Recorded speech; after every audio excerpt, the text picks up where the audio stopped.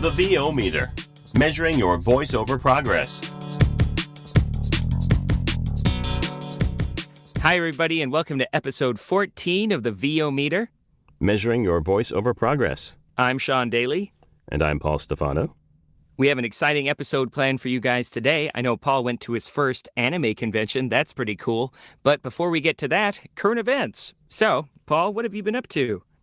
Well, let's see. I've been doing some e-learning with the large e-learning company I signed up with a few months ago. I was actually picked up in VoiceOver Extra, my blog post that I did about it, where I was talking about how July was a really successful month for me. There was some Facebook chatter amongst some pros that July was their worst month ever, and I chimed in my blog saying, I think it might have been my best ever because I had these 2 projects from the e-learning company and then a third that is pending, and they were both completed, and I wrote a little blog about it, and I'm thankful to John Florian for picking it up and once again featuring me on VoiceOver Extra, so that was fun. And I'm in the middle of recording 4 audiobooks for myself in various stages of completion. One's in the can, one was released today, another one is being edited by one of my editors right now, and I'm recording a local author as well in my studio. I think I mentioned I did that once before, but we're doing it again. So how did you advertise your studio? How did authors know to find you? Well, it's all word of mouth. The first one was a friend of a mom whose kid I coached in soccer. She told me about this book, and it was really successful in paperback. So I reached out to the author and said, "Do you want me to do your book?" She said no, but I want to do it. And I brought her in and re-recorded it, and it's been doing pretty well so far. And then this next one is actually my pastor at my church. Wow. He and his associate wrote a very successful book. It was in the top-selling list for religious books on Amazon. And I asked them, same thing, do you want me to do their book? They also said no, but also because they wanted to do it. And my pastor is a really dynamic speaker, so I'm actually glad he's doing it because we're about halfway through it now, and he's fantastic. He came out of the booth the one day, and I was like giddy, like a little child, and I said, "I knew you would be good at this. I'm so proud of you." So I just basically did it all through word of mouth. That's awesome. That's very cool. So that'll be out in the next couple of weeks. I think we'll probably finish at the end of August and hopefully have it released before the end of September. And then I just finished my rebranding with help from our coach, Sean Pratt, and launched an entirely new website, put it out yesterday, and the response has been fantastic. Yeah, it looks great. So if you haven't had a chance to check it out, please go to www.paulstefano.com and let me know what you think.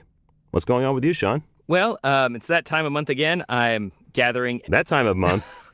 where I'm super moody and I can't get any work done. But I meant for my regular e-learning clients, duh. Oh, jeez, what of do you course. think I meant?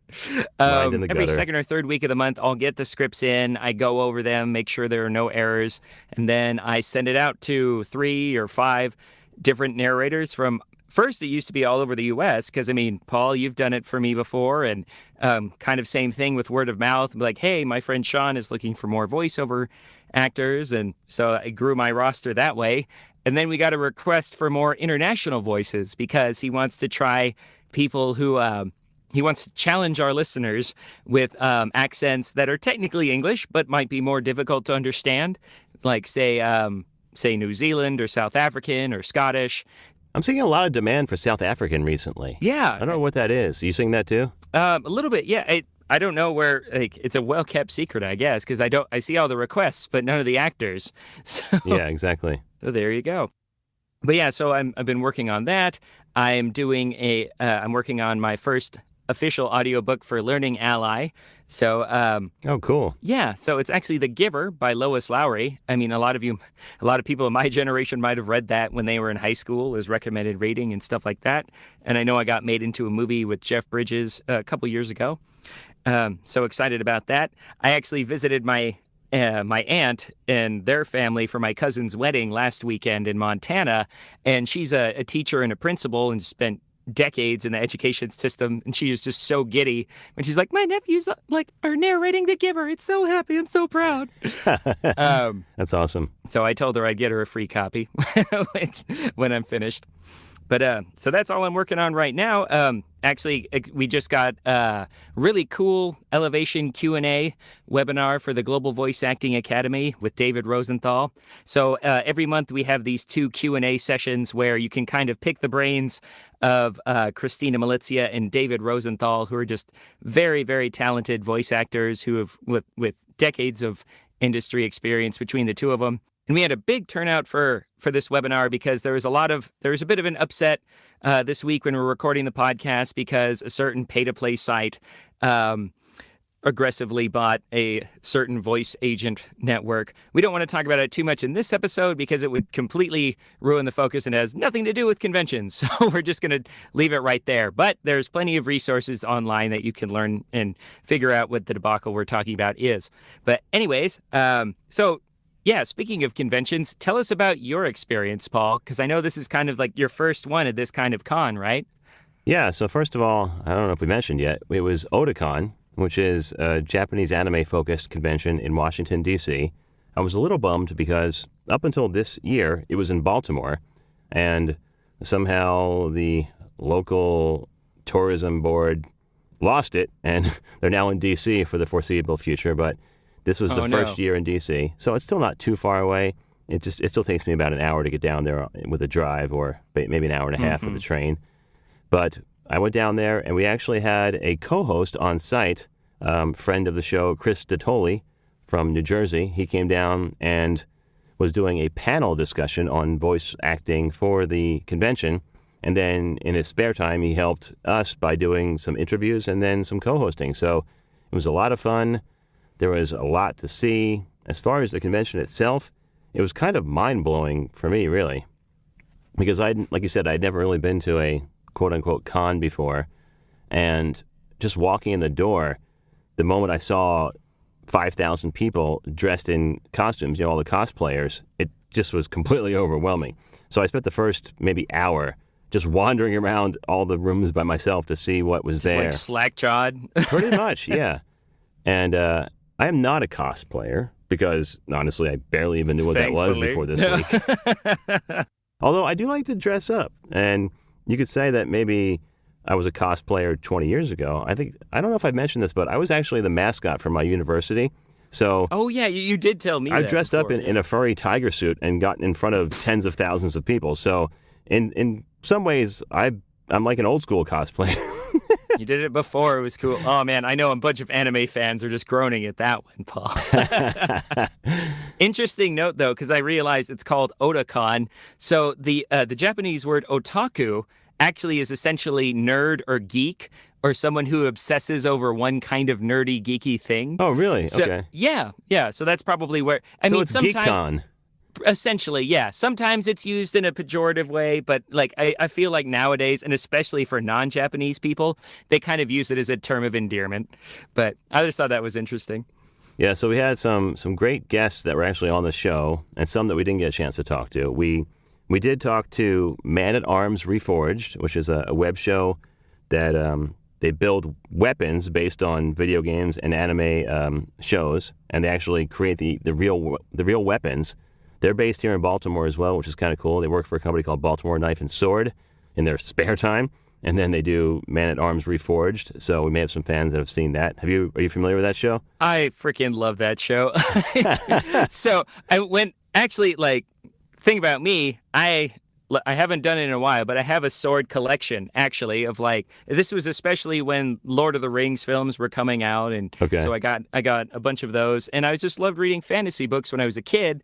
I remember going to Germany when I was 18, and we went to a castle, and in the gift shop they had a functional mace, and I was like, I don't need any other souvenirs. I'm just gonna get that. Oh my gosh, that's crazy. Yeah, I was a huge fan of the Man at Arms show. Before it was Reforged, it was a different guy based out of California, I think. Yeah, exactly. And then they only did one season, and then they moved to the Baltimore one. And these guys are great, though. I mean, they do all their own voiceovers, which I'm sure you talked to them about. And they use a lot more modern machinery and engineering techniques to sort of craft these weapons, but it's still really awesome to watch. Yeah, they were awesome, and we did talk about the voiceovers, and because they're local, I offered to help, give them a business card, little 2-for-1 deal. So you'll hear that in the interview. Some good stuff there. And then we talked to Vic Mignogna, who is an anime voice actor. So the focus, basically, at least in my mind, was to go there and talk to the voice actors and see how they got into it and what they were getting out of the anime side of things. Man-at-Arms was kind of a bonus because I didn't actually ask to interview them. So you have to put in a proposal, and they tell you who you're granted access with. And Man-at-Arms was sort of a last-minute thing where they said, we have some openings for Man-at-Arms. Who wants to talk to them? And Chris, particularly, was like, yes, we want to talk to them, definitely. And it turned out great because they were awesome guys. Yeah, I would be stoked about that. And I never... That's the funny thing about cons is sometimes you never expect who the guests are going to be because they're kind of, like, obscure or, like, you just don't know what the draw is going to be. But I'm so happy you guys were able to do that. Yeah, so then, like I mentioned, we talked to Vic Mignogna, we talked to Jamie McGonigal, we talked to Stephanie Shea, and Chris Niosi. And they're all voice actors. You may know them from some of their anime shows. And then a lot of them are doing more, I don't know if I should say more traditional because it just seems that way to me. But Western animation. Yeah, they do. They do some Western animation commercials as well. And then, let's see, there's some audio that we have coming up with a panel discussion on voice acting directing, and some people that do directing for anime. We heard from Tony Oliver, Lex Lang, and Michael Sinter-Nicholas. And those guys were all great. I actually got up to ask a question, and so did Chris. So we hear that audio where we played that back. And then there was a panel that I went to by myself. Chris was, I think, setting up for his own panel with Toshio Furukawa, and I forget the other lady's name. I have to look it up. So these were like actually Japanese voice actors? Yeah. Some of the latter ones? Yeah. Thought you might know this guy. Well, for in case some of our listeners aren't familiar with some of the earlier names, Vic Mignogna he's probably most popular for playing Edward Elric in Full Metal Alchemist, and he tends to play a lot of like short, blonde, like teenage superheroes. And then Stephanie Shea, I think like I knew her from a show called Bleach, which is basically like Dragon Ball with swords. But anyway, she played one of the female protagonists, Orihime. And then you've got Lex Lang, who's a voice director and producer, does a lot of impressions and ADR looping work. And then some of the other ones I wasn't familiar with. You were mentioning Jamie McGonigal and Tony Oliver. Yeah, they're both pretty famous. Yeah, Jamie and Tony both have done a ton of characters, even some more traditional cartoons that have been on. Jamie was like 5 different characters in the Pokemon series, so that was cool. And then that panel that he was on with Michael Sinter-Nicholas, he was Leonardo in one of the Teenage Mutant Ninja Turtles series. So yeah, he actually plays Dean Venture on the Venture Brothers. If you've never watched that, sort of like a dark interpretation of Johnny Quest. Okay, cool. So I didn't get a chance to sit down with him in person, mostly because I didn't know who he was and I didn't ask about it. But maybe we'll have him on the show sometime. I've actually reached out to him. We'll see if he responds. Cool. Maybe he'll remember me for my panel question because he was really helpful there. Excellent. And the final 2 I wanted to mention were Toshio Furukawa and Shino Kakinuma. They are both actually living and working Japanese actresses or voice actors and actresses, and they are married, which I didn't know. Wow. So during the panel discussion, there's some funny stuff with those 2, although they don't speak English, at least not enough to be conversational. So they had an interpreter. Oh, okay. But that was interesting, where the fans would ask the panel questions, the interpreter would send it back and forth, and then spit it back out to us. So you'll hear some audio from that too. But Toshio, or Furukawa-san, as they were calling him, I guess his most famous role is Piccolo from Dragon Ball. Is that right? Mm-hmm. Yeah, so that's one of his most famous roles. You might know him from. But all in all, it was really cool. We got some absolute gold from some of the guests as far as how to be a voice actor. And the theme that you'll hear is that it really is about acting. We didn't prompt these people, and you'll hear that every one of the people we interviewed brings it back to being an actor, taking acting classes, continuing to take acting classes. Over and over again was a theme. And it was good to have that backed up, reminder. That knowledge to be reinforced, because we hear that from our coaches all the time, and it's good to hear that from working pros that really is the key. Wonderful. Well, I'm glad you got to experience that because I know, like, I'm a big comic book geek, so like it's kind of like it's almost tradition to go to that every year. And as you mentioned before, it can be a great networking and/or marketing opportunity for aspiring voice actors. Yeah, so To we'll a have to degree, get you you. don't. We'll have to get you East Coast side next year, so we can both go. Next one, next one. Maybe we'll even be panelists You're gonna buy ourselves. my plane ticket? Maybe, I don't know. We'll see. Or maybe I'll come out to Well, that Seattle. Yeah, that brings up a good point because there was like a voice actors panel, very much like the one that Chris hosted, but it was actually some local Seattle voice actors. But I was kind of like certain things were a little cringeworthy because like yeah, they're actors at the top of their game and stuff, but they were a little disconnected because they got started like 20 years ago.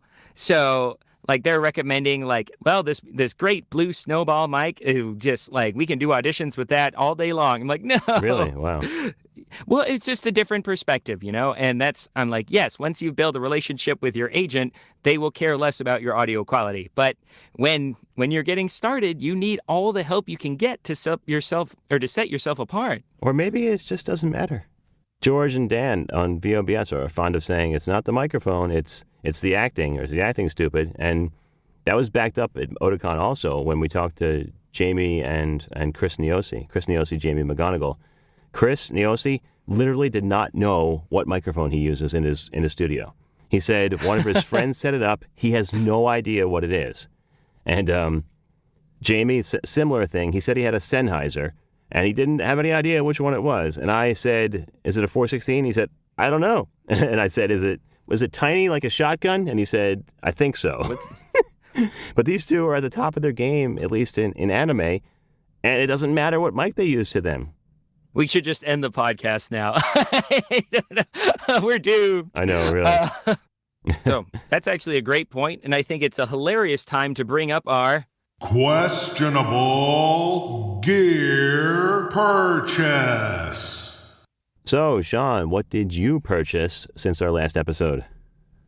Well, I've been trying to be good and avoiding any major 3-digit purchases and above. So I was just kind of I was picking up a little things to kind of make my workspace a little bit more ergonomic. So I got it's not very exciting at all, but I got this laptop stand that you're supposed to use to kind of basically you can put it on a table. It raises the height of the screen so you're not tilting your neck down. I spend hours of editing almost every day, and so I'm noticing that my whole posture is really starting to bother me with all this tension in my shoulders and my neck. So I wanted to fix that, and I was actually trying to get it so I could place my my audio interface underneath it. Oh, cool. Because from the pictures, it looked like it'd be plenty of space. Like that's what it's for, is to kind of free up desk space and allow like your laptop fan to vent underneath the laptop. So that's kind of a flaw of many laptops, is like if you just put it on a flat surface like you're supposed to, it heats up because there's no ventilation from underneath. So that's what I bought that for. But unfortunately, with it underneath, I can't really access the controls on the Creon. So it's more of just kind of like a storage thing when I have it out, or when I'm not using it directly.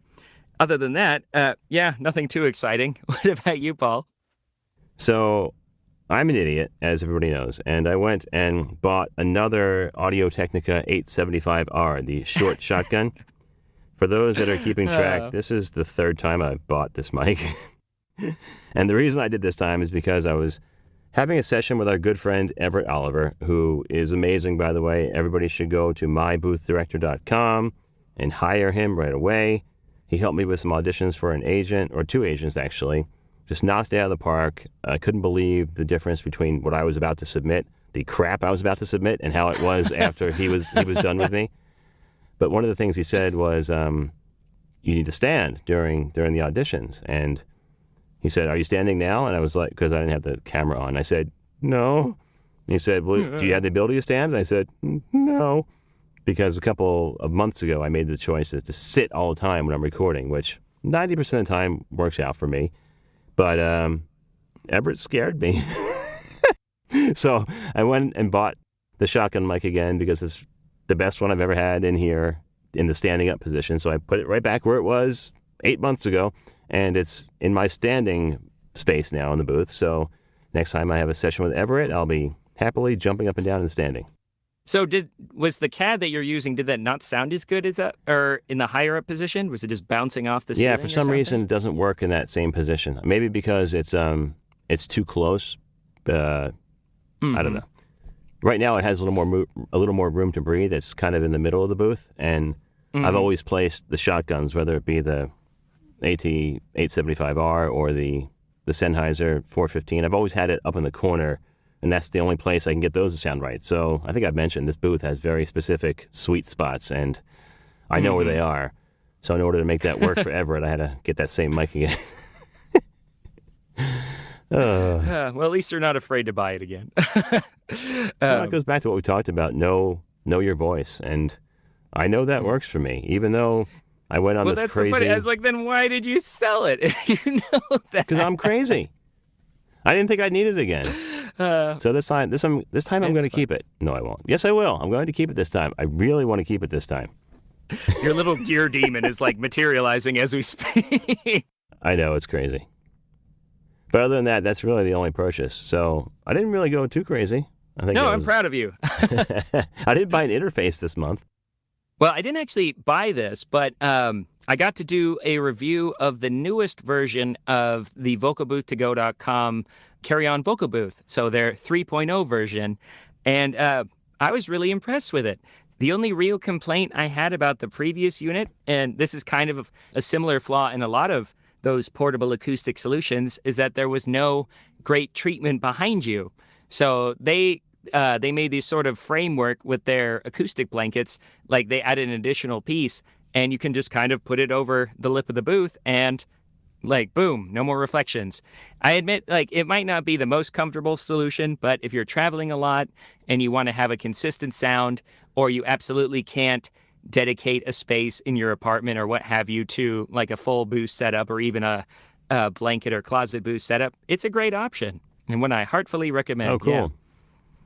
Awesome. I forgot to mention during the current events, I actually had a deal, Liev, the owner of vocalbooth2go.com, here in the studio a couple weeks ago. He was at your house. He asked me to help him out with some testing of a new product they're working on. I don't think he's ready to announce it. Actually, he mentioned it on our show, and it's still a prototype. It's called the Mobile Voiceover. That's all he's got so far. He doesn't even have a complete name. Is that the but glove it's basically, one? Or... No, it's different than that, although it might be an evolution of that. It's to house a cell phone or a really small camera or pocket recorder. So for like field recording. So we basically put it on top of a tripod and wrapped it around the phone. And the idea, he really wants to market it to YouTubers, people who want to travel really light and are constantly doing quick recording to improve their audio quality, streaming, their audio quality. So the thing he mentioned was people who are doing makeup ads or makeup selling. Oh, yeah. There's a surprising amount of those videos on YouTube. Right. And it made sense when he said, and they're always doing it from the bathroom, so it sounds terrible. So we actually went into my bathroom and recorded it here at the house, and then did a control sample without the MVO, and then with the MVO wrapped around it, and it was a really big difference. That's cool. I never would have thought about that. It's interesting. I think there could be a huge market for that for people that are just looking to improve their quality, because it's really a really quick setup. It was just wrap it around the phone and markedly improve the audio. So that's like using the actual phone microphone to record? Yeah, we used the phone microphone and basically treated my phone with this mobile voiceover unit, and it was pretty cool. That is really cool. I'd like to hear it with some of those, like those little the lightning bolt microphones that they have out, like from Shure and Rode and stuff like that. I wonder how that... Oh, the ones that plug right in like a headphone? Yeah. Yeah, that would be cool.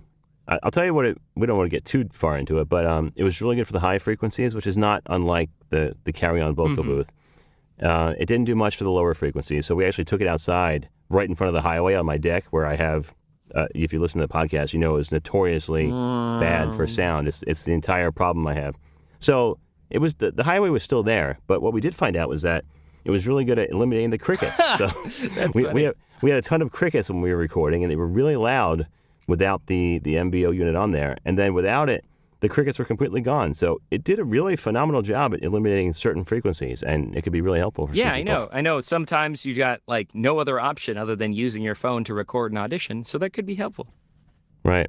So that pretty much wraps up everything for questionable gear purchases, but we really want to get to the audio footage from Paul and Chris's ventures at Otakon. So without further ado, let's have that sweet con footage.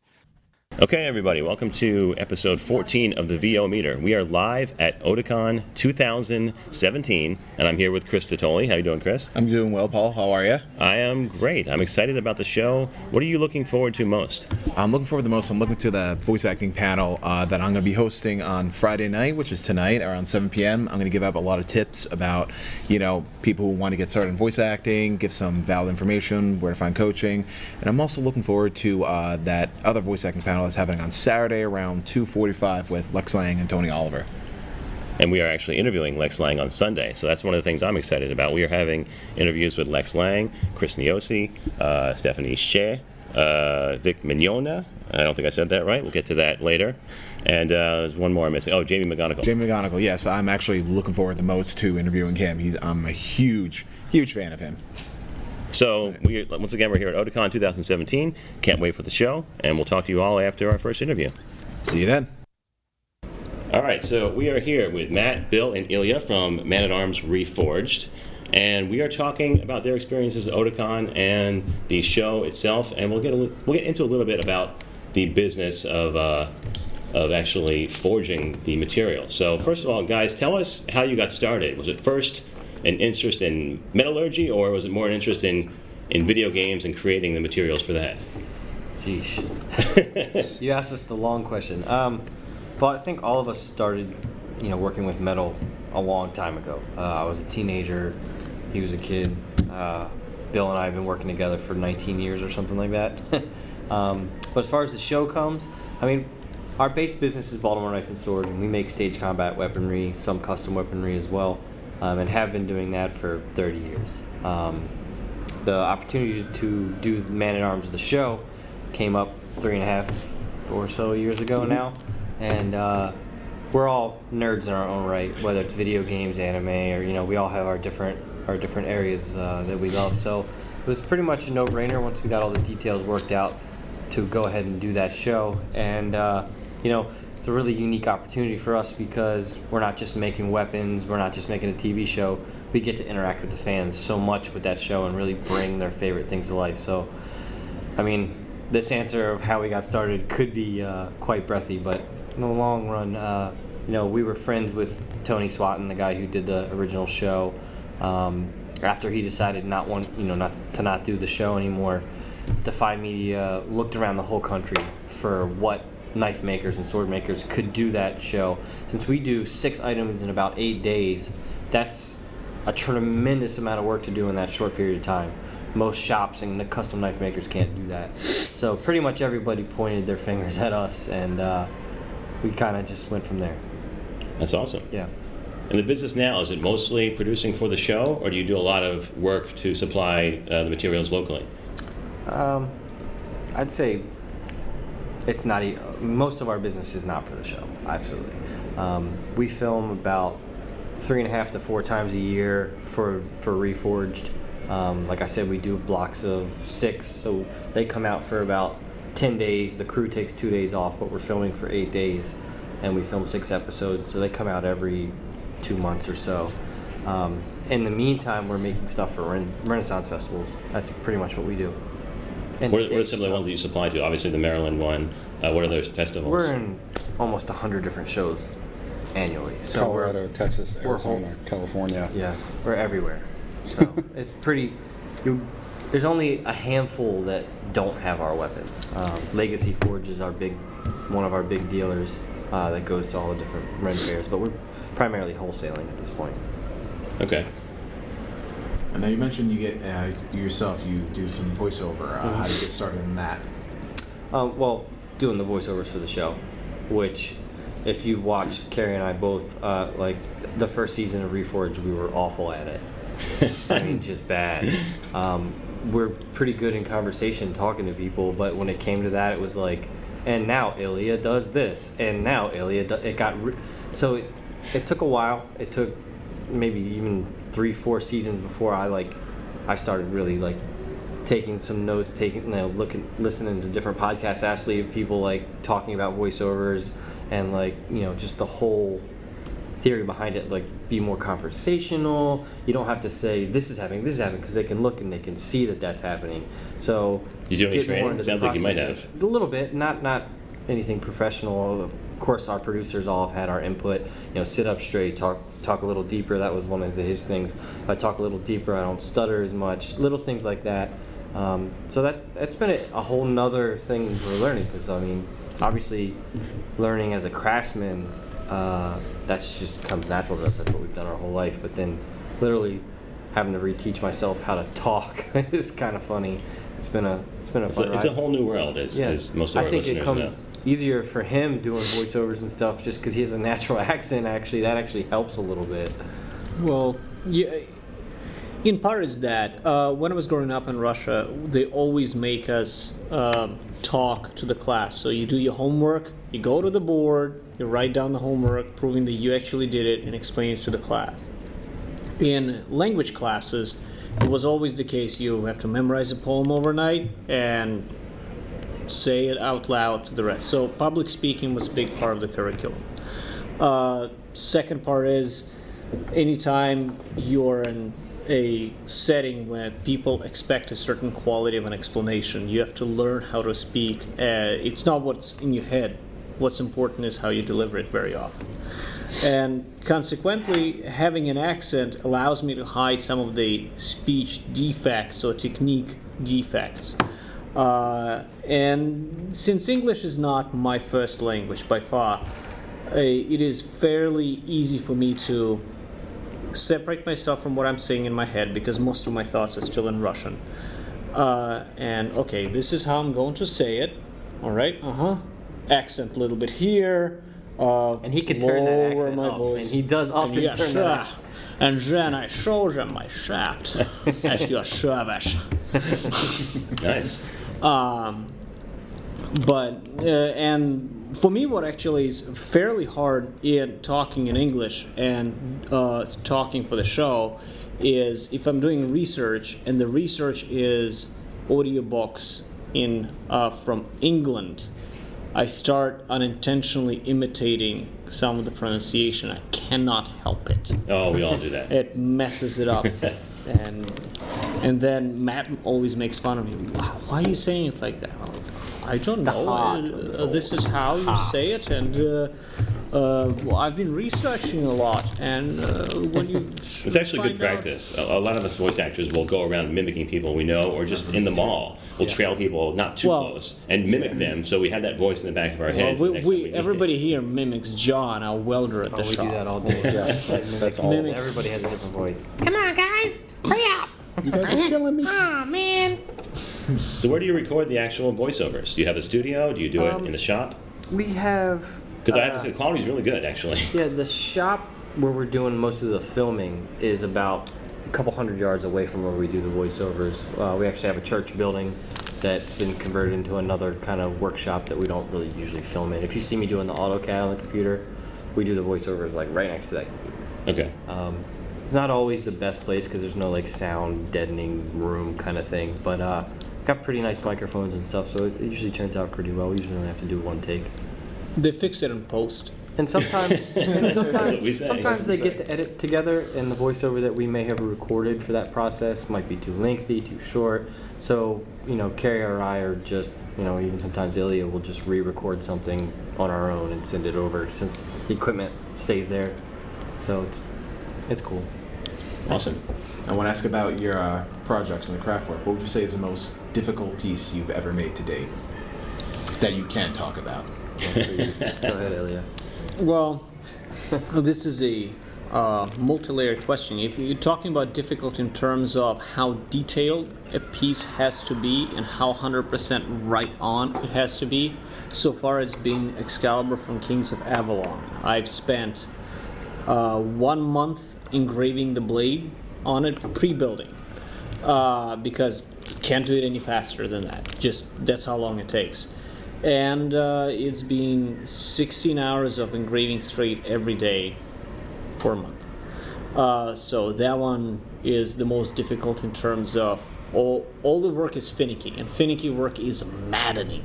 It drives you insane because it's all small. You work 1 inch per day, blah blah blah, so on and so forth. And at the end of it, your eyes just don't want to be in your head anymore. They just want to run away because you're abusing them. In terms of how physically straining something is, let's say Optimus Prime it's a pretty big sword. It was a sponsored build, so everybody was a little bit stressed because it's a big sponsor for the media company. It means it has to be 100% right, but it also has to be big. It has to be impressively big. Right. There's multiple levels just to complexity of our builds. Sometimes it just is the sheer size of something.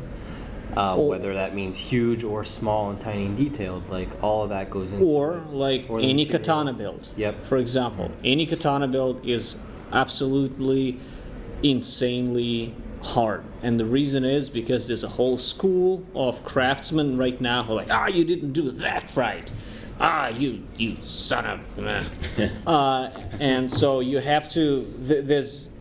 There's a point where you're not allowed to slack, and there are certain things that other craftsmen will pick up that we also have to include there, even when the regular viewer won't. Sure. The other thing is the ways of appreciating that specific type of sword require us to always fight with the lighting guy, always fight with the director of photography. No, you have to get this at this angle. Well, I know what I'm doing. Like, we also know what we're doing. So that's always hard. It's always stressful for everybody, especially the beauty shots on those things, because it's a different type of sword appreciation school, and we also always have to have that conversation with everybody. Always have to stress ourselves over polish, which was never quite as good as we want to, so on and so forth. Cool. Excellent. So I myself dabble a little bit in craftswork, primarily leatherworking, but still I worship your guys' show quite often. Cool. I love the work you guys do. So do you have any advice for those who wish to partake in this? Any words of encouragement or any professional advice you can give? I mean, there's tons of advice. I mean, What was but your favorite piece? I mean, one of the things about the show, and I hate to kind of flip this question a little bit, it's just been a great opportunity for us. We get emails, comments on the YouTube where it said, hey, I'm not a blacksmith. I know I'll never be a blacksmith, but you guys inspired me to go grab granddad's sewing machine and start sewing again. I mean, that's just awesome. I feel maybe 5 years ago, I just felt like, wow, this generation coming up, nobody's working with their hands anymore, nobody's making anything. And since the show has come out, and other shows like us, just the whole DIY YouTube phenomenon has really, I think, brought that back in cosplay. I mean, cosplay is amazing. I just got back from San Diego Comic-Con, and maybe 0.5% of the people there in costume, but you come back on the East Coast and over half the people here are in costume. Most have been made by themselves or with help with a friend. It's just a great thing. My biggest advice is whatever you have a passion for, do it. There's a video out there probably showing you how to do it. Just start and work with your hands. Whatever there's gonna be something you're good at. You know what I mean? For me, I've gone from working with metal and working with cosplayers, working in stuff I've never worked with, but using some of my same tools with leather and warbler and other stuff. And you just keep pushing, keep learning, keep trying different things. What works when it's leather, it's certain thicknesses of leather don't work doing certain things, but you can also take a big chunk of leather, boil it in hot water, and make it rock hard. Yep. And another thing, like, we have cosplayers and stuff come up to our booth, at conventions like this all the time, say, wow, check out my prop that I made. It might be a prop of the sword that we also made. And they're like, wow, you guys did it so well. I just made mine out of foam. It's real crap. And I look at it, I'm like, how did you do that out of foam? I try to do some of that. I cosplay as well sometimes. It's harder for me sometimes to think how to make it out of foam than it is to go grab a piece of metal and grind it to shape, or forge it to shape. So it's appreciate all of it. Something you want to add, Ilya? Yeah. One advice that will be helpful long term, if you specifically stay with it, don't do what you're already good at, ever, because the odds are you will not learn anything. Pick things when you're within your respective discipline that are incredibly hard and learn how to do those. Do things because they're incredibly hard to do, and you will fail 100 times. You will fail. You will feel like you're not worth anything, like your hands grow out of your ass. But from that experience, first of all, you will actually land at least 70% the way there. So if the end goal is 100%, you'll get to the 70% no matter who you are. Say those 70% will teach you way more than anyone else who hangs out with you has ever tried to learn. So if it's leather work, pick the hardest leather braiding, leather stitching techniques you can find and learn those. If it's metalwork, pick the fiddliest or most complicated, detailed projects and just be prepared to crash. But the end result will be rewarding. Absolutely. I agree. Well, Ilya, Bill, Matt, thanks so much for joining us today on the VO Meter. Thank you. We really appreciate it. Tell our listeners where they can find your businesses. Yeah, Almi channel on YouTube. That's where you find the Man at Arms Reforged show, or BaltimoreKnife.com to check out our regular products. Great. Thanks again, guys. Thank you. Thank you. Okay, so we're back live at Otakon 2017. We just finished our interview with Man at Arms Reforged. What did you think of those guys, Chris? I'm a huge fan of the show. I love those guys. I also love the advice Ilya gave about doing what's hard. That can be used for so many things: voice acting, forging, what have you. And it was very inspiring to hear him say that. Yeah, definitely on point. I found that myself, that even doing this podcast, just jumping into things feet first, things that you're not familiar with and are maybe not necessarily comfortable with, but starting with the things that are hard will definitely help you along your way to learning more and expanding your craft. Absolutely. Do the hard things first, and then the easy things will seem simple, so they're second nature. So coming up, what's our next interview? We have Chris Niosi on Saturday. That should be fun. That's right. We got Vic Mignogna too on Saturday as well. And we will see you following those two interviews. We'll see you then, guys. We are back at the VO Meter. And Chris, pronounce your last name for me before I screw it up. No problem. It's Neo-C. Neo-C. It's like Neo from the Matrix, and then the letter C, Neo-C. Okay. So Without, it's Italian. without getting too personal, I'm guessing you're a paisan like Chris and I. Yes, of course. And it's Too many. Names have been butchered our entire lives. That's all right. Yeah. Too many Italians, too many Chris's. We got to do something about this. Yeah, that's how someday. it works. So tell us how you got started in the business. Was it something you always wanted to do? So, funny story. I'm first and foremost, still to this day, animation.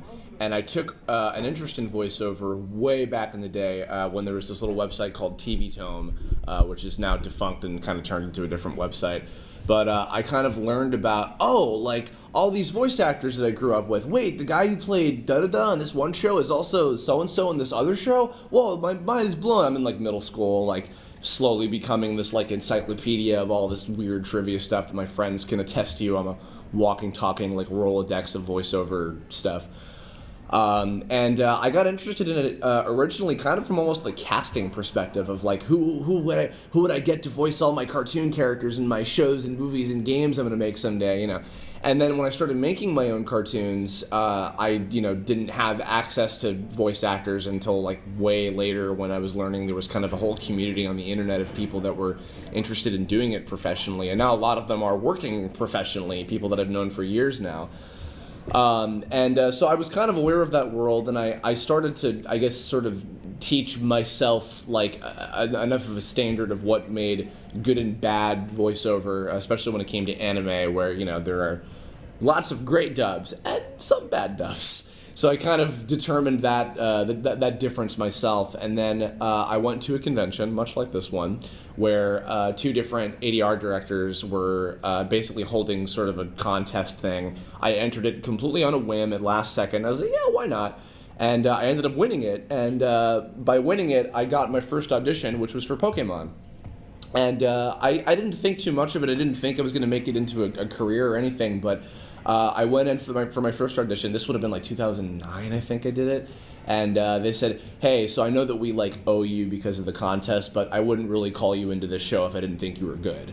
And I was like, oh, okay, maybe I could do this. And then after that, my first, my second audition ended up being my first job that I booked. It was a character called Corey on the Diamond and Pearl season of Pokemon. I had about 5 episodes. It's my first job. It was a great starting point. That's a great way to start. Yeah, I mean, especially with a show I grew up with for like 10 plus years. I'm like, oh my god, I'm on this. Yeah. Now all the people who made fun of me for liking Pokemon in middle school I made a paycheck on it.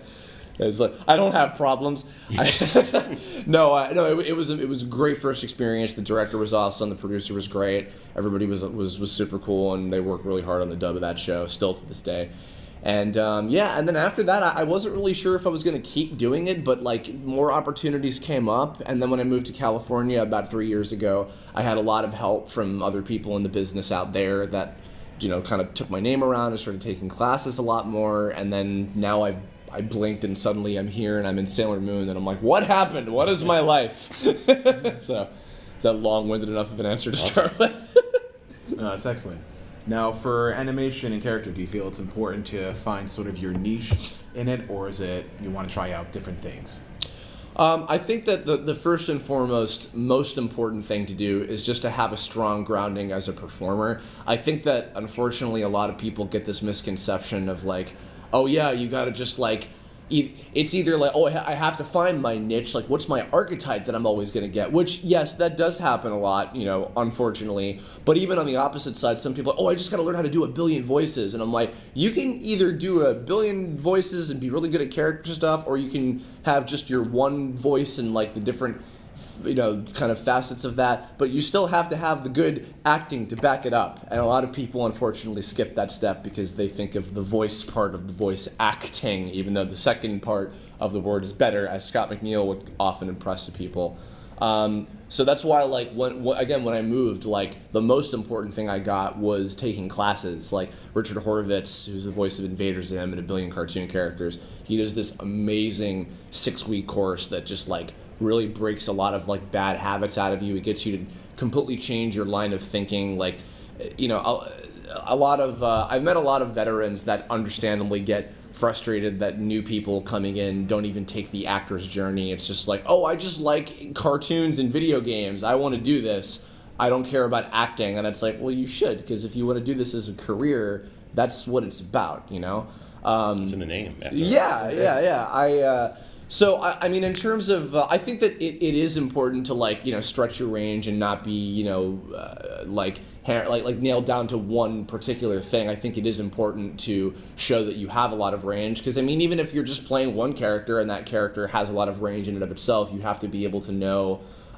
Sometimes even I'm surprised when like I'll get auditions for something and it'll be like one scene of a character and then I'll find out later that they're like, oh, they're gonna be screaming and yelling and dying and all these crazy things, and I'm like, well, thankfully I'm prepared for that, but my God, if you got someone who is only good at doing that one side of them at the time, they might fall flat. You never know sometimes. So yeah, being prepared with just like as much performance experience as you can have. This is coming from someone, by the way, who's never done theater, never done radio. I don't have a traditional acting background. I'm an animator, but I taught myself enough and learned enough from other people to be able to know enough of what I'm doing, as I would hope from the amount of stuff I've done by now. So nobody's found out that I'm not an actor yet. They're on to me. Fooled enough people. They haven't caught you yet. No. So you mentioned the courses with Richard Horvitz. What other things did you do to train yourself? Well, in terms of like vocal stamina, I sing. I don't consider myself a singer, but I do sing, which I think is important for just, maintenance and expanding your vocal prowess in terms of, I guess, just stamina. I said that already. I also I haven't done this in a long time, and I do honestly miss it. But I used to play a lot of, and you can do this also with books and comics and things. I used to play a lot of video games that didn't have any voices, like RPGs and things from like N64 or Super Nintendo era.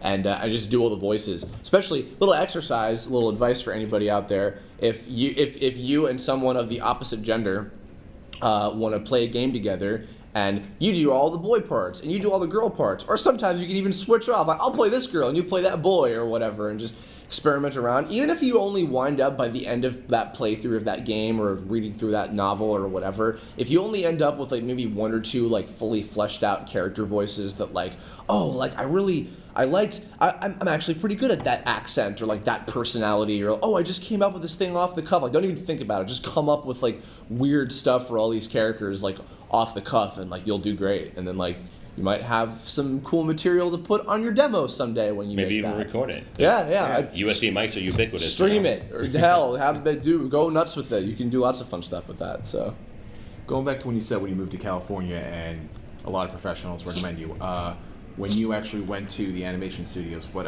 professional advice can you share with people when going for an audition, meeting all like the big leagues, big leagues, or a director? well, I'm actually kind of sad to say that since going to California, I've really only ever had a very small handful of in-person auditions since then. Most of the stuff that I was doing before I got my my agency, I'm with Arlene Thornton and Associates, along with a lot of other great folks, people, Sean Schemmel, Kyle Abear, Keith Silverstein, Steve Bloom, Debbie Derryberry, Mona Marshall, a lot of really, really talented Oh, folks. those people. Yeah, them. Never heard of them, whatever. Now that I'm with them, I get a lot of my auditions through them, and I'll sometimes, they're right down the road from me, so I'll just go there and I'll record with some of the engineers who are wonderful. And I love doing auditions in person, or at least with somebody to give feedback, like if I can, because it just feels much more kinetic. I've learned to do auditions from home without being miserable, because I used to hate it. But the fact is, most stuff is done that way these days. But in terms of, to actually answer your question, it's just really important about staying professional, knowing when to ask questions, because asking questions can be helpful and showing that you are invested and care about what it is that you're doing, but also not being too I don't want to say fanboyish, but or fangirlish. Being too much of a fan and being too asking a billion questions and not knowing when to turn it off and just focus on the job at hand, and also being prepared. Sometimes they might be like, okay, that was good. You got anything else? Which might mean yeah, that's okay, but try something different, because we like you, but maybe we don't like that voice that you did, or maybe we're not entirely sold on it yet. That's something I learned from Ben Diskin, who's been doing this since he was basically in the womb. Not a joke.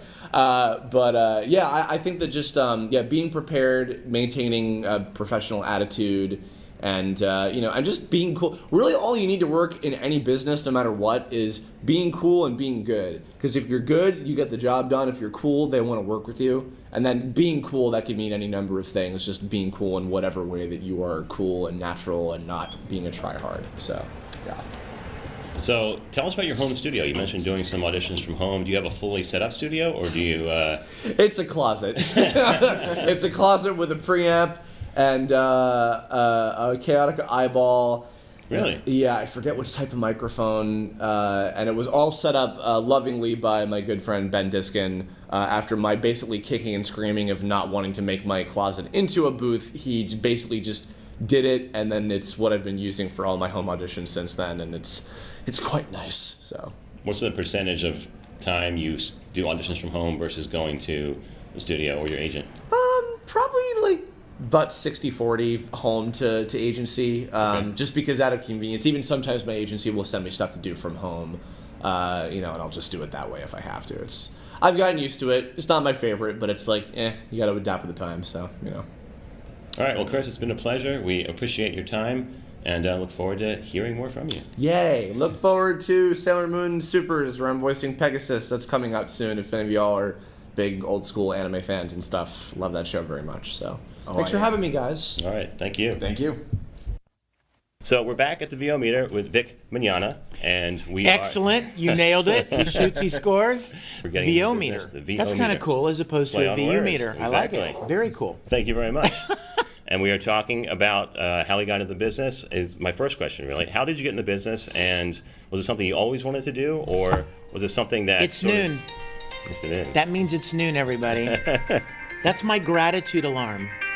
I set an alarm that goes off every day at noon to remind me to be grateful for Really? my life. And That is fantastic. yes. Yeah, that's really positive. So we're going to take these 2-3 seconds right here of silence. I can do that. Thank you. You know, I never intended to be a voice actor. I'd been acting since I was very young. And I just loved acting. I loved performing. I did a lot of singing and musical theater and stage plays and got into it anywhere I could. And but I never intended for it to be a career. It was just something I enjoyed doing. You know, it's like if you, whatever, play the guitar, you know what I mean, or whatever. And you never imagine that you're ever going to be a rock star. You just like playing the guitar or drawing or whatever.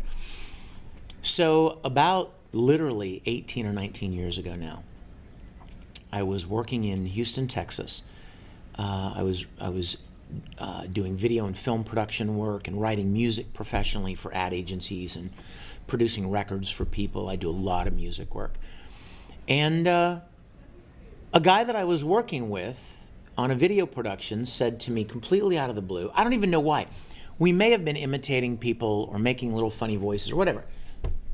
And he said, hey, you've got a lot of acting experience, don't you? And I said, oh my gosh, yes, I've been acting stage, theater, on camera since I was young. And he said, you ought to go and audition for this place here in Houston called ADV Films. They buy these Japanese animated shows and they dub them into English, and they're looking for actors. He didn't say they're looking for voiceovers. He didn't say they're looking for announcers. He didn't say they're looking for DJs. They're looking for actors. And that's all I heard. I heard, they need actors? Well, I love acting. So I went and auditioned, and I got cast as Vega in Street Fighter 2.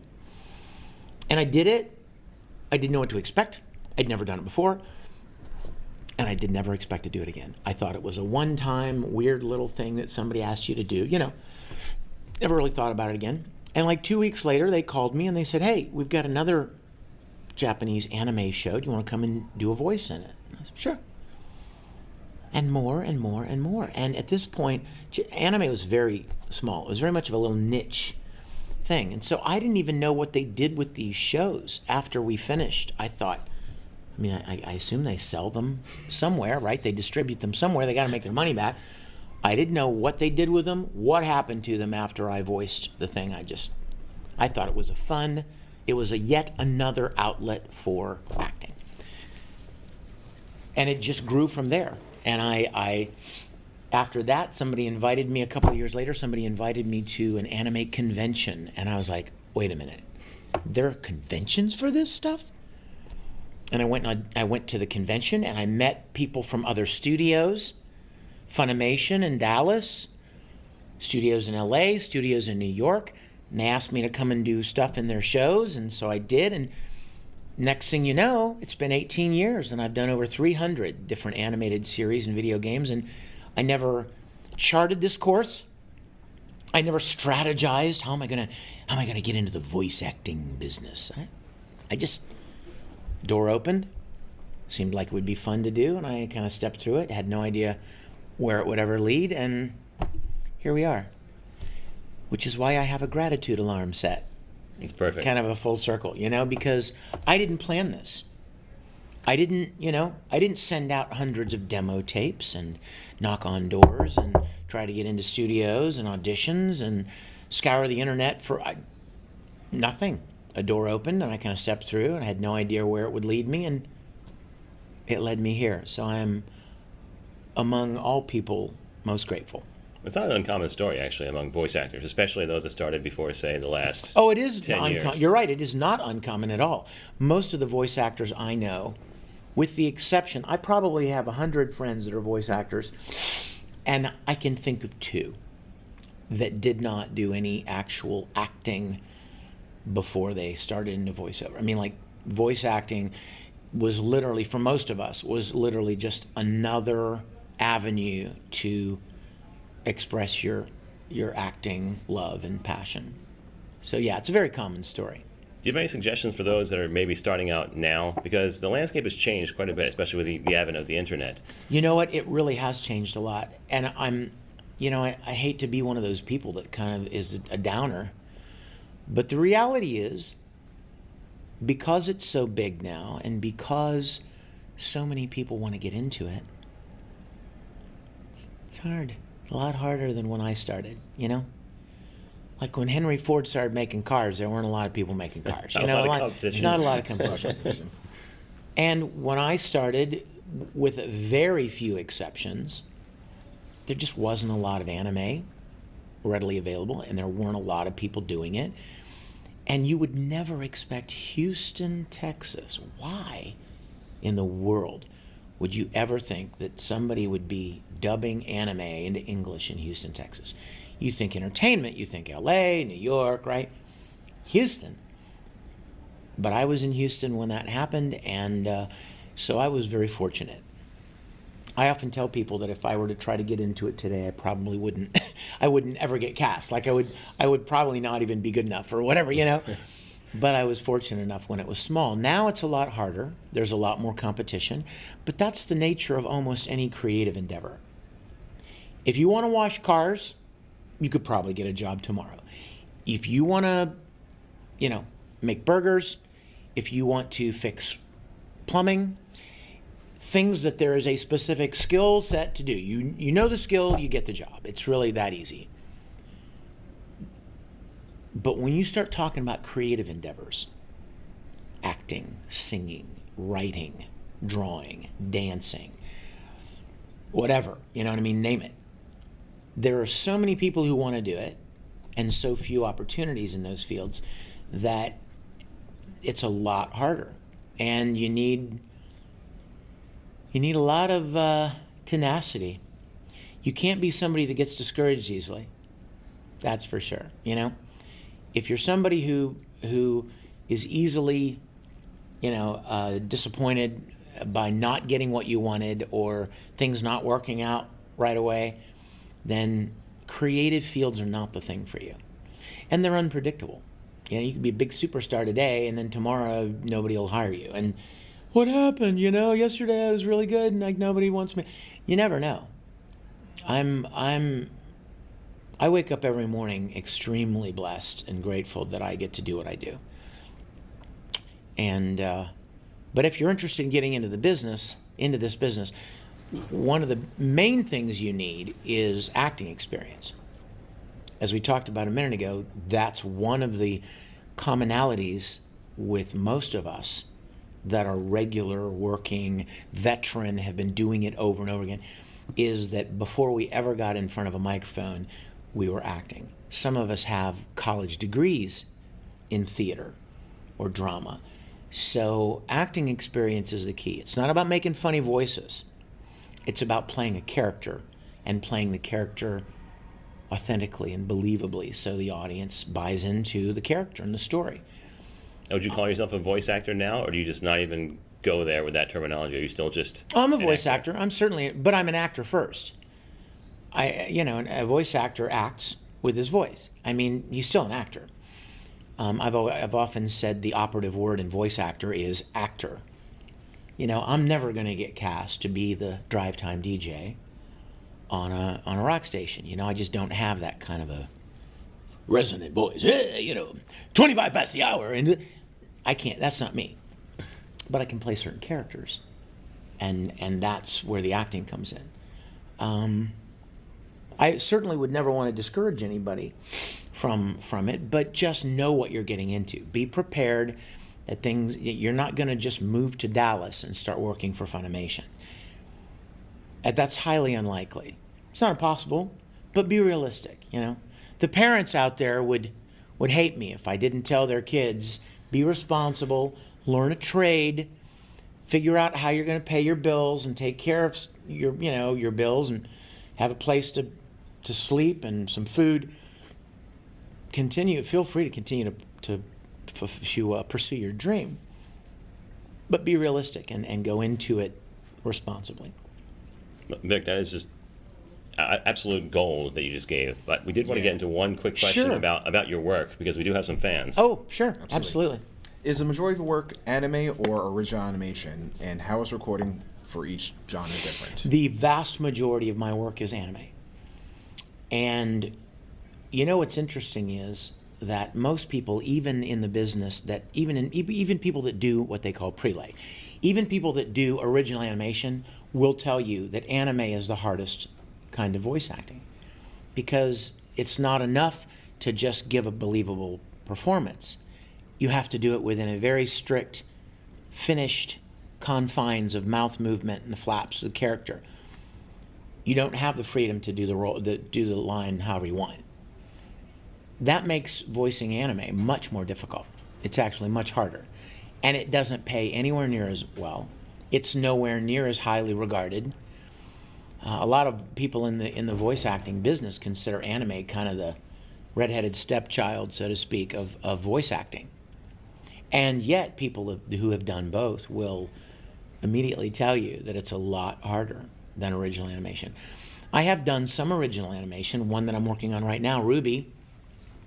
Great show, and it is so freeing because I can perform the line however I want. I don't have to pause right here because the character stops talking, and I don't have to race through the last part of the line because the character goes real fast.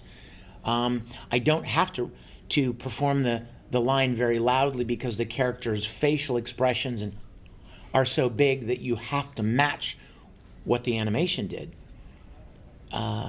Prelay, original animation, is much easier and more freeing, and it pays a lot better. But I'm predominantly an anime voice actor.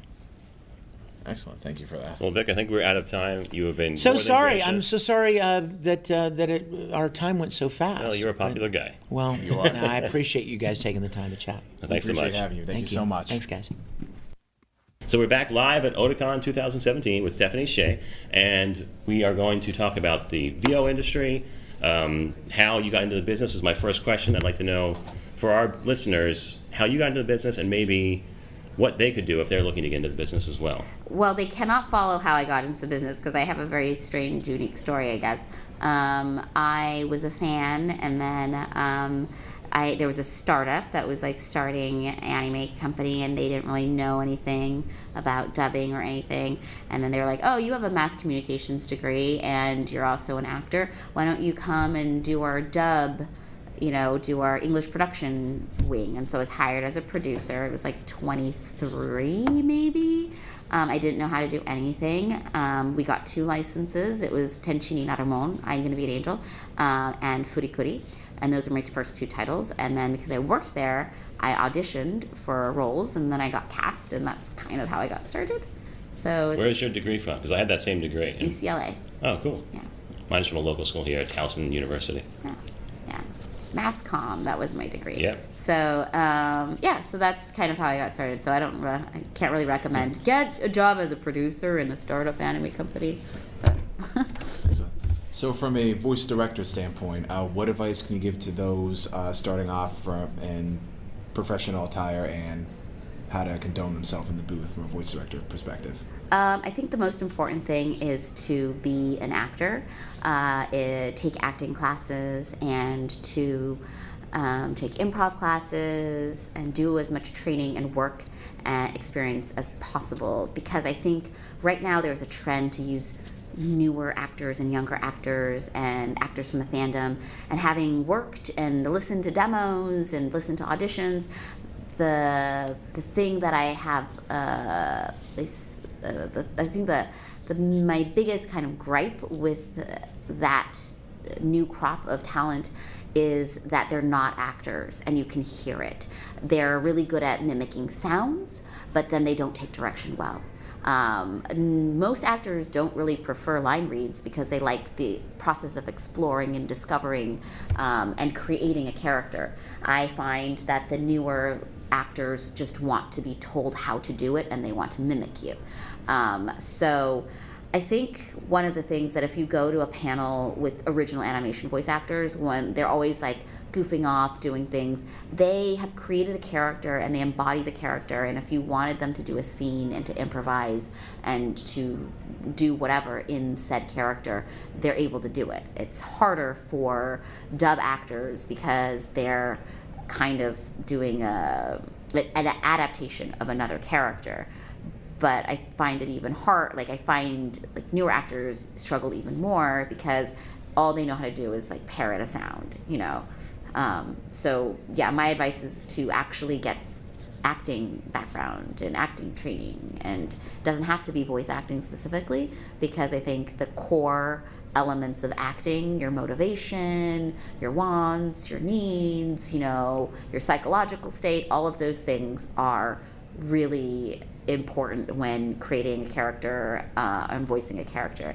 I'd also suggest for people who are really nervous and insecure to work that stuff out. Like be a professional. Don't bring that into the booth with you. If you need to get therapy, then get therapy. There's nothing wrong with that.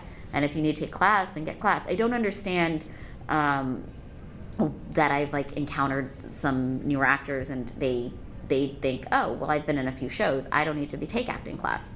I still take acting class. Like, anytime there's an acting class, I jump at the opportunity to take it, because I don't think as an actor that I'm ever going to be at a plateau. The arts is something funny. You can always be better at it, which is what is always appealing to me at the arts. You're never going to be like, oh, well, I'm now an expert in this field, because there's so much to explore. So if you're an actor that's like, I don't need to take class, that makes me wonder how serious you are about the craft and how serious of an actor you are. So what kind of acting classes are we talking about? What's the best resource to start out? Because we have a lot of listeners that I know are approaching this from a second career. Mm-hmm. So if you don't have that theater background and it's too late for you to go back to your undergrad, what's the best resources to take acting classes? I think it's going to vary depending on where you are. But like for me, I didn't get, my degree is in mass communications. I didn't get a theater degree. UCLA at the time had a strange thing where you are allowed to double major, but certain majors you couldn't double. Like you have to pick a more major. Like it had to be like a prominent major, then you had like a second less prominent major. But then certain majors, that one had to be your prominent major. And so if you were an acting major, that one had to be your prominent. If you're mass comm, that one had to. So I could not double major in that way. There are. I think you can take whatever classes that are available. Like I will look up and I ask my actor friends for their opinion on stuff. You can look at community college courses and just open the yellow pages. I think that if you're unsure about a teacher or a class, ask to audit. They should be able to audit. So what that means that you sit in one class for free and you observe. You don't get to work, you don't get to perform, but you get to see other people perform and you see, is this something that I can get something out of? It can be theater, it can be scene study, it can be improv. Music lessons also really help because you're using your voice. You get to learn about your instrument. Music also gives you a better sense of timing, and specifically with anime, you have to match lip flap. So having a good sense of timing is good. Knowing how to use your breath is good. And beyond that, there's also voiceover classes as well, specifically for voiceover. But I really do think that any sort of, if you have no background at all, then any sort of class should help you, and then as you learn more, you can get pickier and pickier, Okay. Right. Again, for the voice directing, what are some skills you look for when casting? As a director, as a yes. Casting. So directors don't always get to pick who they want in their cast. Sometimes they get a say, sometimes they don't. But as a casting director, if you're talking about anime, there's things that I look for. One is vocal type. Does the vocal type match the Japanese? Because that's the trend nowadays, that they really want it to sound similar to the Japanese. Same voice type. It doesn't have to sound like exact voice match, but just, is it low or high? Is it textured? Is it nasal? Like, is it clear? Things like that, right? So that is one of the most important things. It's kind of like when you cast for a movie, if someone doesn't look the part, then they you don't consider them. You know, if the role is for a Latina character and this person doesn't look Latina, then they kind of not gonna fit the bill. That's like the vocal equivalent of that. And then beyond that, you want to look for what are they doing with does it sound real in the moments and the lines? Does it sound pushed and faked and very like, you know, high school theater acting? Is it very on the nose? I like to listen to see if this person has ideas. Is it very generic? Are their reads very generic, or is it fresh and exciting? Do they have a sense of presence of the body, which means that if this is a line that's called out, is it called out? You like to, for voiceover auditions, all you're hearing is audio, so you don't get to see what's going on. But it doesn't mean that as an actor, you don't have an idea what's going on, right? You should know if your character is sitting or standing, are they walking around, and it should sound like they're walking around if they're walking around. It should sound like they're you know, sitting down or like lifting something, you know, like all of that should be in the voice.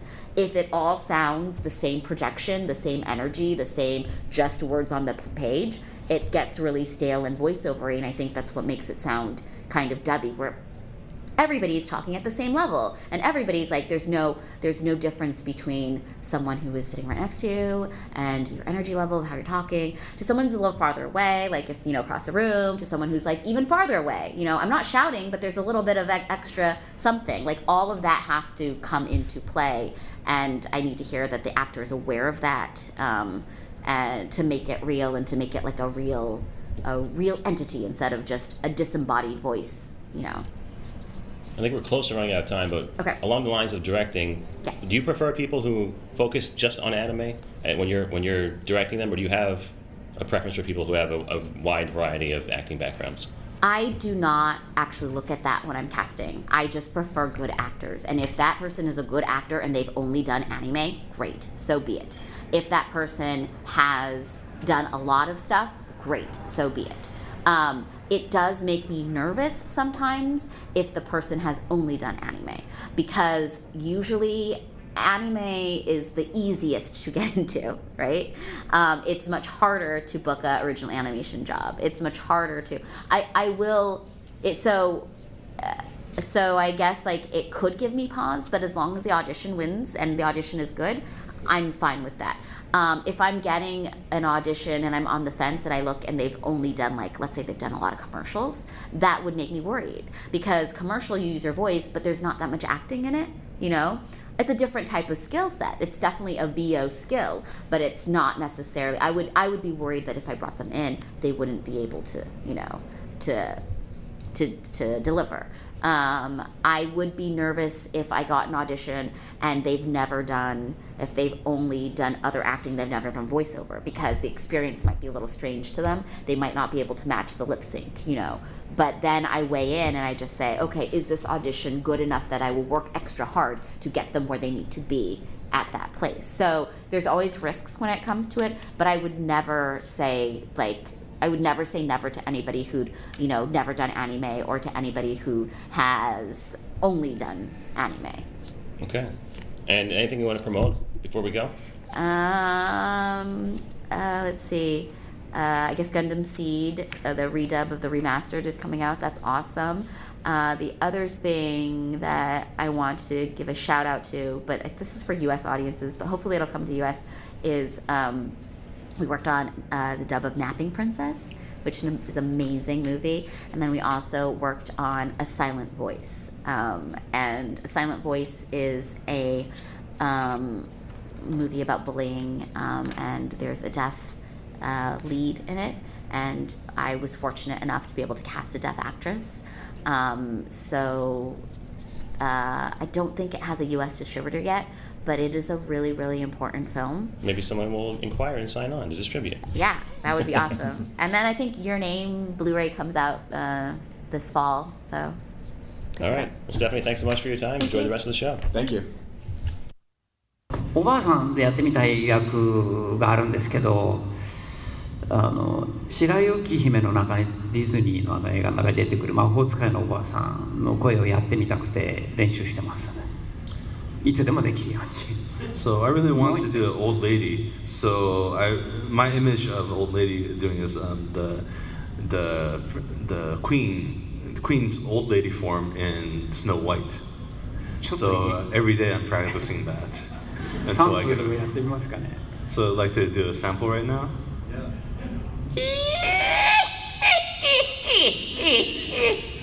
白雪姫、このリンゴを食べ。いつでもできるね。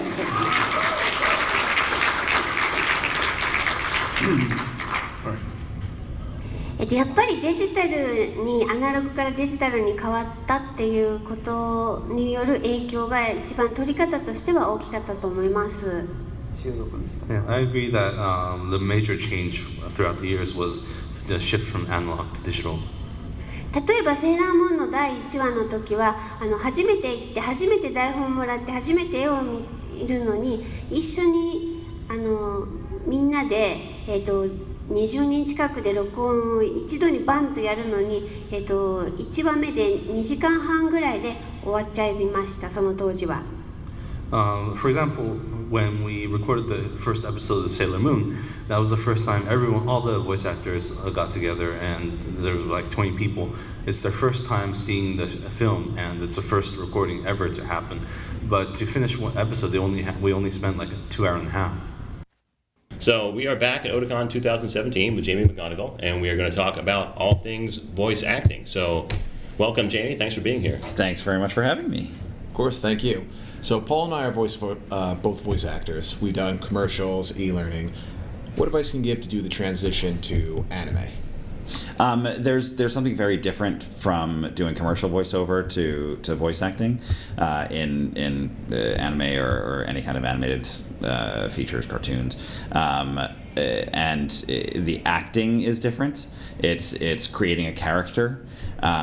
So I think frequently people say, "Hey, I've spent my life making up silly voices, and I do a great job with it." And those are the people who come into the booth, and they're sometimes great, and they have something to offer. But I would much rather hear in a booth someone who started out as an actor, someone who has that background as an actor, and can bring that element of being able to create a character to the role. It's not about silly voices. The operative part of the term voice acting is acting. So I think the best advice I can give is to get as much experience as possible acting. And that can be on stage, it can be in your living room, it can be being an extra in a film somewhere, just as much experience possible before you step into a booth. Directors always want to see. It's easier for a director to make you be smaller. I'm a stage actor by trade originally, and so I could go into a booth and do a damn musical in front of you if you want me to, and make the character huge. Mike Nicholas, for instance, has directed me in a lot of things, and he's great at taking that huge character and making him intimate enough for the microphone. So that's, I think that stage acting, any kind of acting experience you can get, is helpful. Great.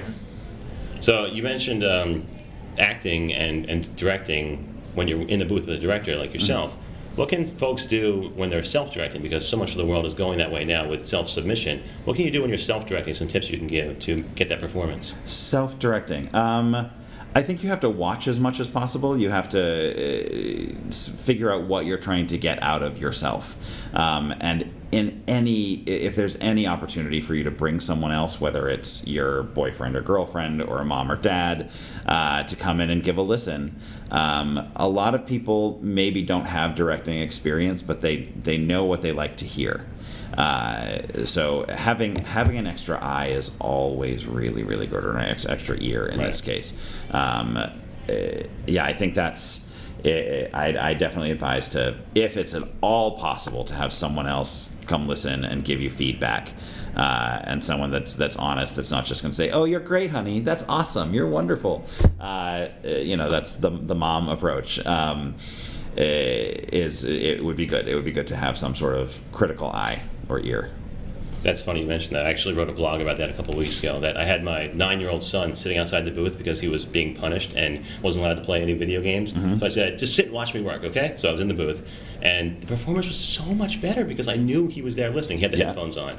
And just having him there with almost no experience or critique, just having someone there that I knew was listening helped tremendously. Yeah, and honestly, kids are the best critics, the best and worst critics in the world. Well, yeah, when I came out, he told me he was bored, which gave me all the direction I needed. Yeah, I mean, I remember doing in college, the best training that I ever had was doing children's shows. And you have an auditorium of 2,000, 6 to 12-year-olds. If you're not holding their attention, you are going to hear the creaky seats. And the best compliment I ever had, I was playing kind of actually very scary character for a children's show, I thought. It was like Jack Pumpkinhead from Wizard of Oz, but it was like a different Wizard of Oz story. And it was a terrifying character. And there was one little kid in the front row, and I looked at him, and he was holding his program over his face. He couldn't look at me. And then I was cleaning up the theater afterwards, and I find his program on the floor with an actual hole chewed through it.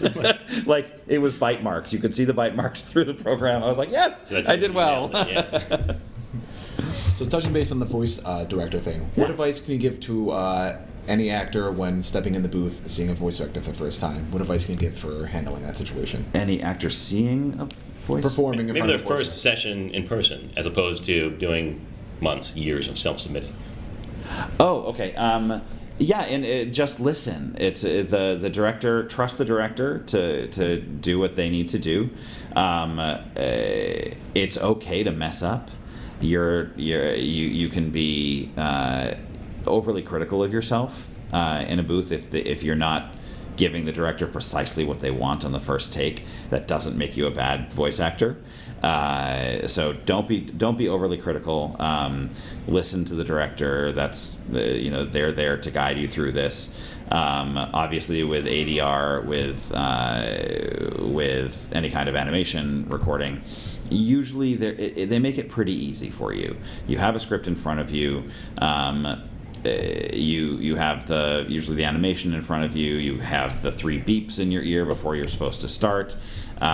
So it's pretty easy once you're in there and once you have the job. The tough part is auditioning, and that's 90% of what most actors have to do. The job is auditioning. The job is not actually getting on stage or getting in a booth. And yeah, I think just trust the director, listen, trust yourself. And don't be afraid to make big, stupid sounding choices. That's what gets noticed when you are. It's my musical theater background that allows me to go into a booth and be completely crazy. And my first 4 Kids role was Zoda in F-Zero, and they wanted me to play a villain. And I see this big purple guy with this yellow tube coming out of him, and they said, we just want him to sound crazy. And so I just started screaming, basically, and doing. He was, you win the door prize. Just. I don't know where that voice came from. It's nothing I'd ever practiced, but obviously it's something that got me the role. And then the tough part then was making sure that I still had a voice at the end of a 2-hour recording session. But yeah, trust yourself is the biggest one. Make bold choices and trust the director. Awesome. Yeah. So we have a lot of gearheads on this show, especially the hosts. We go through a lot of equipment trying it out. Yeah. Do you have a home studio currently? And if so, what's it made up of? I have a Sennheiser mic and in a this is strange. So in our house, we live in a bungalow in Hyattsville, not too far from DC. And underneath the eaves of the house, it's a very small space that I pretty much can only sit down in. And it's quiet. It's super, super quiet. It's carpeted on the floor and parts of the walls, so it makes it easy for me. But yeah, I have a Sennheiser mic. I don't know what brand it is or anything like, or what style and model it is. It's something that a friend gave me. Is it like a shotgun or? Yeah, it's a shotgun. Okay, so it's probably the 416. Sure. So? I wish I was more of a gearhead. Mike Sinner-Nicholas is the biggest gearhead I know. Okay. Yeah. So if you chat with him, he's he will know all of those things. Well, as you've said, and actually everyone has focused on, it's the acting. It's the acting is stupid, Yeah. It doesn't matter the equipment. If you're good, you're good. Yeah, that's absolutely. I mean, you can use your built-in Mac microphone if you need to, and frequently, if I'm traveling, I'm not traveling with a studio, but if I'm in San Francisco for work or something like that, I don't have a studio in front of me, and sometimes I have to count on what I have on my MacBook if someone says, hey, I need this audition tomorrow. So yeah, it's the acting stupid, absolutely. Yeah, you're not alone. We sat here yesterday with Chris Niosi, and he didn't even know what kind of mic he used. Didn't even have any idea. Doesn't matter. He's booking work with it. Yeah, exactly. Absolutely. So what style of director do you feel works best with actors? Are you more tough love? Do you like to work with the actor to make sure they understand their character? What do you feel works best? I think every actor works differently with different directors. It depends on the actor. It depends on the director. For me personally, I like someone who can be as detailed as possible. I don't mind doing 100 takes if that's what's necessary to make the character great. But I need someone to be specific with me, and sometimes they don't necessarily pick the right word. Sometimes they say things like "make it gayer," and that's the most utterly inappropriate direction I've ever received, because voices aren't gay, and Shouldn't be an adjective. Yeah, exactly. So it's a problem. That's a problem. And then I've had directors say, "make it more purple." And I'm like, that's not a thing I can do with my voice. And in those cases, sometimes you can tell they're not necessarily seasoned directors, and you just say, yeah, okay, I know exactly what you're talking about, and then you just do the same thing again. And they're like, yeah, it's brilliant. But yeah, directors, I tough love versus like a soft hand. I think gentle but precise is my favorite kind. Mike Sinner Nicholas, hands down best director I've ever worked with. Excellent, thank you. Yeah, my pleasure. Jamie, we're out of time, unfortunately. We thank you for being so gracious, and have fun with the rest of the show. What's left of it? Thanks very much. Thanks for having me. Get training. That is the most important thing. You want to work on your craft before you go and dive in any equipment. You learn so many things. We'll go over coaches later on, but that is by far the most important thing. Before you invest in a mic, in a booth, in anything, you have to work on your craft. It's sort of like you're buying the tools to be an electrician without learning how to be an electrician, right? Yeah, and in training they'll teach you techniques and ways to use the microphone or be able to use your body to create these amazing voices that sound like, they're an orc in World of Warcraft versus the little accountant that's sitting there and trying to steal all of your money from your bags in an MMO. There are people that play both of those kind of roles, and that's only through training that they really get to discover how to reach those characters and really bring that forth through the script. So training is very important for that. But as we were mentioning earlier, business cards, they're useful. But to an agency or to anybody in the business, this is great, but what they really want to hear is your demo. They want to hear what you sound like doing these particular types of roles. There are actually USB business cards that another voice talent gave to me. I'm like, here's my card, and that's actually a USB chip. You plug in your computer, and my demos are on it. So they're a little more pricier than your average business cards. But if you're giving it to like an agent or big marketing firm or Aniplex or what have you, that's a good idea to have. Also, if you're treating this as a career, you have to think of stuff outside of just your voice now. Now you have to think about your equipment. You have to think about how you're going to market yourself, how you're going to make people aware that you exist as a voice actor and you want to get going somewhere. And also figuring out what the hell do you charge people, because that's not an easy chart to find. It's not like something you can just quickly Google and have the best prices available, especially when you're not signed on with an agency or with a union. You basically have to figure out your rate for yourself. And of course, getting representation. We're going to go over all of this and break it down each one. What are the most important traits that voice directors look for in voice actors or actors in general? The most important traits that voice actors, directors look for? Wow, depends on what they're playing, but for me, it's first of all, competence in acting is, it's not enough to sound good. You have to have something behind it. Honestly, I tend to go for people who are more calm, who are not nervous. at the audition who tend to come in and just kind of give me what they have. Even if it's not right, I know if they're that calm, I can take them where they need to be. If they're too wrapped up, then I can't really move them where I need them to go because they're too worried about doing a good job. And the minute you start worrying about doing a good job is when you start doing a bad job. So. I know for me, if the actor's malleable, and we can actually form the character a bit together, that's very good. If they're not too rigid in the sense of like they have a preconceived notion of what that character should be, sometimes an actor will come in and go like, I have a feeling I know what this is going to be. And so first we say, okay, let's hear what you got. But if it's not right for the character, then it's very important for that actor to be able to switch it up and be very flexible with what they bring to the part.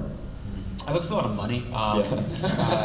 It's a pay-to-play thing. If you give me a lot of money, you can have a part. I'm so kidding. No, it's if everything they said to yes and piggyback. Directability is huge. I've had people come in who are perfect for the role, but then they cannot be redirected. So if they just happen to have the wrong idea about a certain line or scene, you can't fix it, and that means you can't fix it. Well, and also in anime, a single change in a read in episode 1 can absolutely affect the last episode in the series, because that's the way the stories are written. So you got to be, sometimes the actor won't understand. Well, but it's perfect. But that's great. But that character attribute needs to be different in order to make the end work. Yeah. Okay. So that's part of what we are. We're the guys that are in charge of making sure the story gets told. Yeah, that's a very good point. We are the crafters of the storytelling. Thank you very much. Yes. Hi, everybody. Hello. Thanks for being here today. Tony, you mentioned making the actors comfortable is a big part of your job. What can actors do before they get to you in the booth to make themselves comfortable, especially if it may be their first time in a directed session? I have a whole 4-week class about that.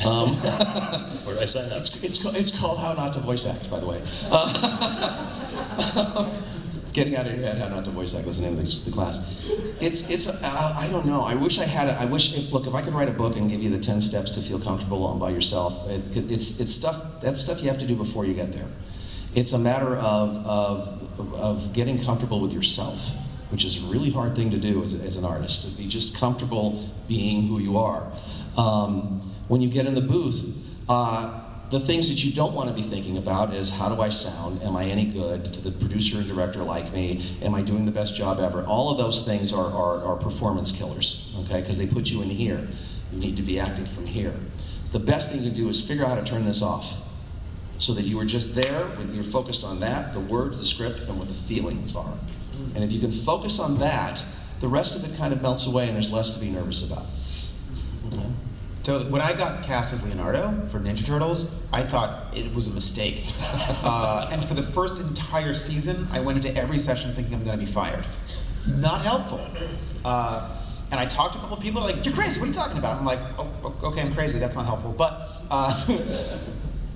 it was miserable, and I could have cost myself the role. The thing is, when good people cast, it's not just for a vocal type, it's for something else that you bring and no one else really can. Mm-hmm. There's something real specific about the way you play a hero, not just, I'm a hero, but what kind of hero is that? Like when Optimus Prime, when Peter went in to audition for that, his brother was like, who I think was in the military, was like, "What are you doing today?" Yeah, he's like, "Well, I'm auditioning for a truck." He's like, "What, a truck?" He's like, "Yeah, he's like the leader of some robot race, and he's like their leader and his hero." He's like, "Well, if you're gonna go in there and be a hero, don't just be some truck. Be the best goddamn hero you can be." So he goes in there with Optimus Prime, and like, it was kind of revolutionary, and it was great, but he did something that was just, I met him about 6 months ago. He's so little. He's a tiny guy. He's the dad of one of my wife's colleagues. Yeah, so there's that thing. So if you can trust that you were picked for a reason and it wasn't some grand mistake or a prank, then that's step one. The other thing that I learned, and this is a rule for me, hopefully you'll have a wonderful director like one of us, but if you have a hard ass like some people, then do this for yourself. Never say sorry. It puts you in the wrong mental state. Yeah. Don't go, "Oh, if you get a redirection, it's an opportunity to make it better." Maybe you did something that influenced them. Maybe the response is, "Oh, great, thanks." Yeah. Thanks for the input. That's my rule. So say thank you, not sorry. If you want to say sorry, go thank you. Yeah. And it will literally just like, even just forcing yourself to use those words will change your mindset and make you like ready to play. It's a really interesting. Changing mindset is really important. And one of the things that I do teach is that if you want to change a read, you have an emotion that the director says, I need something different. If you try to just change the way it sounds, it's not going to quite do it. I went with this through a director. I was eight, 9 takes. I'm still not getting it. So finally, I just kind of set back to basics. Let me think differently. So I'm going to feel this and just let it come out. And then, oh, that was it. That's the take. We got it. So it's just by changing a thought, I was just automatically changed the way it came out of my mouth. So I guess the last little bit of advice is don't try so hard. As actors, we make it really hard on ourselves. We try so hard, and then trying is head stuff. We need to be feeling. Yeah. All right.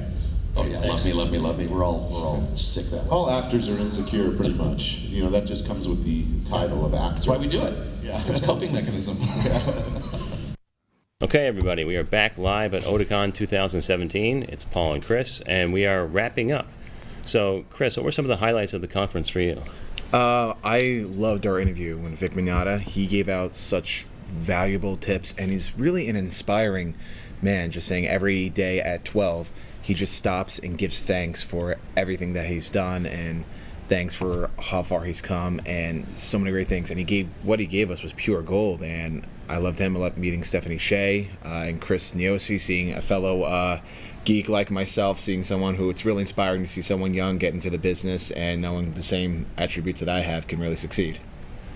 Yeah, that's awesome. For me, it was eye-opening because I had never really been to a con, quote unquote, before, so I didn't really know what to expect. So I walked in here and like my mind was immediately blown, seeing all the cosplay people, all the artist alley, the exhibitors downstairs. It was just amazing to see the scope of the convention, and that was the most impressive thing for me. And then as far as the interviews, I think the big takeaway was that each and every person, both in person and then on the panel discussions where we sat in, they all mentioned being an actor and taking acting classes. Absolutely. And you know, you've worked with coaches, I've worked with coaches. That's what they tell us in person. Mm-hmm. But it was really good to hear that reaffirmed by the people who are at the convention and successful in the business. Yeah, it's almost like they're trying to tell us something. Yeah, you think it got through the thick skull of you and of me? I'm not sure. I think so. Maybe a little bit. So I've actually signed up for some acting classes at a community college. That was one of the things that Tony Oliver mentioned yesterday. And it's been canceled 3 times. Really? I don't know what it is. It's my local community college in Baltimore County. I'm going to try again in the fall. I tried the winter semester. I tried the spring semester. There wasn't enough interest. I think it was just me maybe who signed up. So if you're out there, especially in the D.C. metro area or the Delmarva area, as we call it, sign up for the freaking classes because I want to be involved. Yeah, if you're ever up in Jersey in the Freehold area, there's actually improv classes that I signed up for at a local theater there off on Main Street in Freehold. So I'm actually starting those around September. Awesome. And I was so inspired that yesterday I went home and I immediately contacted Sarah Jane Sherman out in L.A. I'm not sure if you know her. She used to be casting for Disney. I signed up for some classes with her. So we're going to go with some character development classes probably as soon as next week. All right, excellent. So I'm definitely inspired. How about you? Oh, I'm definitely inspired. I signed up for Tony Oliver's classes for September up in New York. Already? Yeah, I just signed up for him last night. Awesome. Panel, so. You sound like me. It's just that it's really reassuring to say, like, it's difficult to get in, but if you put your best foot forward and if you focus on the acting part, you could do it. Awesome. Well, thanks everybody for joining us at Otakon 2017, and we'll see you in the next episode. We'll see you then. Wow, that was great. I mean, you guys did a great job with those questions. That's really, really cool. And I love how just again and again, you hear the actors emphasizing that voice acting is acting.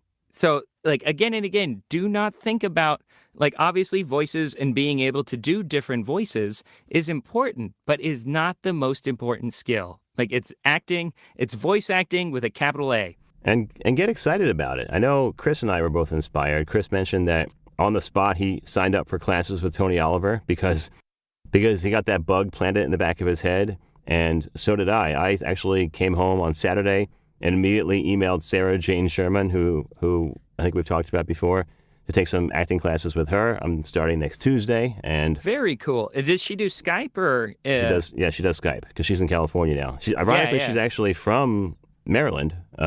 but now she lives in California. So I Well, couldn't when you convince work her, for Disney, like they couldn't want you convince her to come nearby. back home. Yeah, we're doing it by Skype. We start next Tuesday, so that should be fun. Very cool. Yeah, I love going to cons. It's definitely a very reinvigorating event for people like us. Yeah, I think we should try and do that again. Maybe book ourselves at another conference, maybe even San Diego next year. We'll see. Baby steps, baby steps. But hey, I love Emerald City Comic Con, man. It's the biggest one in the Northwest. Yeah, I've actually never been to Seattle, so maybe I should plan to come out to that one next year. Yeah, cool. That would be awesome. But coming up, oh, yes, we got some exciting announcements for next episode. yeah, we are going to do an audiobook roundtable. We have confirmations. We haven't actually scheduled it yet, so pending everyone's schedule being open, we have confirmations from Stephen J. Cohen, Sean Pratt, Yeah. Andy Arndt, Woo! and Scott Brick. Nice. And Deborah Dion Oh my gosh. from Dion Audio. So we wanted to mix in a production house in there as well. So it should be fantastic. And what a production house. I mean, Dion Audio prides itself on the quality of its narrators and their projects. They've won numerous awards for all of their productions. So I'm super excited about this. And I don't even do audiobooks yet. So Well, maybe you'll be inspired a little bit more. I'm sure I will. But until then, this has been Paul Stefano And Sean Daly, for the VO Meter. measuring your voiceover progress. We'll see you next time. Have a great day, everybody. Thanks for listening to the VO Meter, measuring your voiceover progress. To follow along, please visit www.vometer.com.